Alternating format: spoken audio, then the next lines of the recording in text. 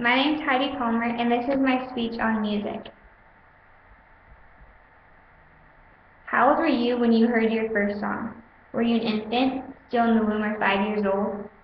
My parents started singing to me when I was not even in this world yet. Not because they loved to sing, not because they were bored or thought that they were good singers. My parents did this because music is an essential part to our lives. Music makes humans human. Every culture is unique, but they all make music. This is because it allows people to express themselves in a way they can any other form. It helps people learn and grow. Music lets you feel different emotions and connect with different people. It allows us to become who we want to become. Let's start with listening to music at a young age. Most people would agree that music should be brought into a person's life at a very young age. The article, 4 Reasons Children Should Listen to Music, explains it perfectly. It starts by saying, people who listen to music at a very young age have better concentration compared to those who do not listen to music from the start. They can develop concentration and focus on activities during the whole duration of a class, a lecture, or whatever it may be. Music at a young age also helps have enhanced hand-eye coordination. Whenever practicing an instrument, they improve coordination in their hands and their eyes. Music also helps practice motor skills, like in basketball, volleyball, or other sports. When I was young, my mom had me start playing piano. I can tell this definitely helped when I started playing soccer and basketball. In my high school, I ended up being an all-conference goalie. Music can also relax us.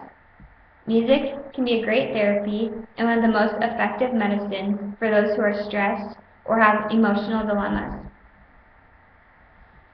Kids will less likely have tantrums when they listen to calming music.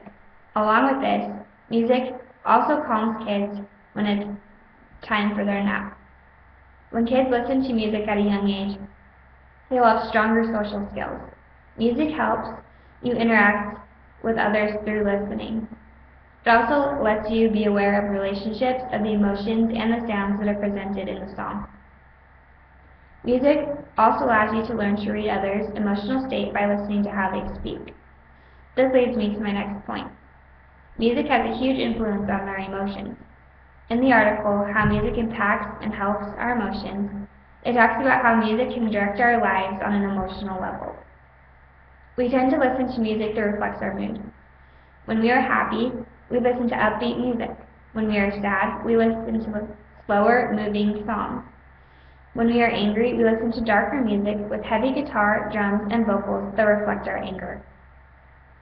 We may not know why we prefer the artists we listen to, but we resonate with the feel of the music or the words that are written.